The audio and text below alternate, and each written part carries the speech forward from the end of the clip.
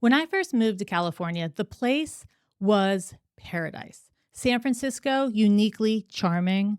Santa Monica looked like Honolulu. And San Diego, the ultimate paradise. But then it all went to hell. Why?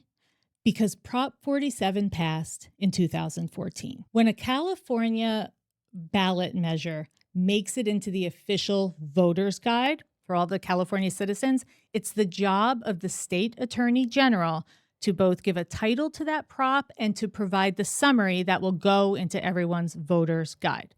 That state attorney general at the time was Kamala Harris. Keep that in mind. The writers of Prop 47 wanted to declassify what they considered nonviolent crimes.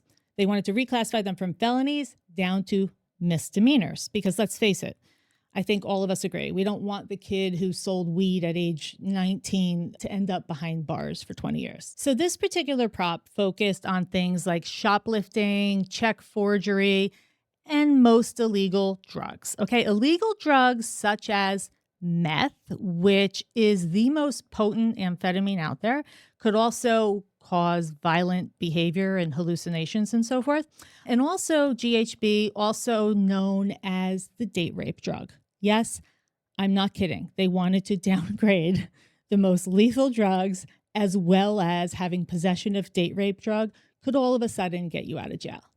So harboring meth numerous times, harboring and buying and using date rape drugs, no problem. Let them all out. Okay, here's the kicker. It is a problem, but you get what I'm saying. Here's the kicker. Kamala Harris, as state attorney general, named this prop, which is Prop 47, and I quote, the Safe Neighborhood and Schools Act. So think about that. We're letting out the addicts, the meth heads who could be violent. We're letting out people who have date rape drugs for who knows what reason. Think about it. And when you name a prop that, the Safe Neighborhood and Schools Act, so many people don't read their voter's guide. I'm a dork that does read it, so I knew what was going on here. But for people who don't read it and you just show up to vote on election day and you see Safe Neighborhood and Schools Act, oh my goodness, yes, we want the kids to be safe, so you check the box. And that's exactly what happened because Prop 47 passed with nearly 60% of the vote. The California state constitution has a whole penal code written on what constitutes a violent crime. What it doesn't have is what exactly in detail constitutes a non-violent crime. And there lies the problem. It's vague. It's vaguely written, okay? So vague enough for the worst criminals who did these other random crimes who weren't listed in that penal code as a violent crime. If it wasn't listed there, then I guess it must be nonviolent. So at this point, we're letting out some hardcore criminals mistakenly. And here's my issue with Kamala Harris as state attorney general at the time. And this is a no-win for her, okay? Because let's say this came across your desk and you didn't read it. You didn't read the full details of the California Constitution, which I'd assume you probably would know at this point, to see these crime classifications. So if you didn't read it and you're the one titling it the Safe Neighborhood and Schools Act, then you are not only lazy, but you're completely inept at your job. And you should not be making decisions for anybody at this point, okay? Now, if she did read the California Constitution and saw how vaguely this was written, because remember, we're dealing with a former DA, a former prosecutor, and now the state attorney general.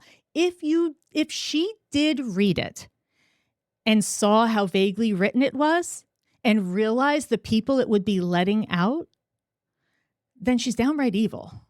Kamala Harris's job as state attorney general of California, one of the pillars of her job is to safeguard the citizens of California. Okay, you can look it up on cal.gov. It lists it out right there what the attorney general's responsibilities are.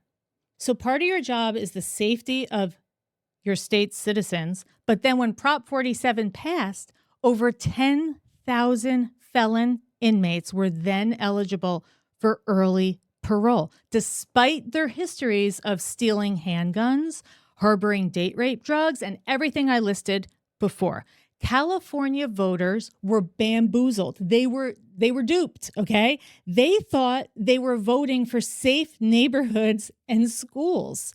But instead, our neighborhoods and our schools often would soon be infiltrated by thousands and thousands of drug-addled vagrants, many of whom, by the way, weren't even from California. They migrated to California once they heard the good news that the party was unending. You could now shoot up on the streets of California.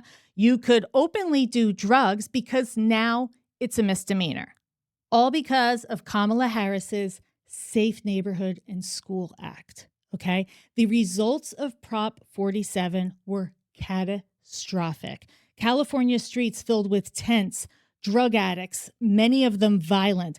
From San Francisco down to LA, down to San Diego, okay?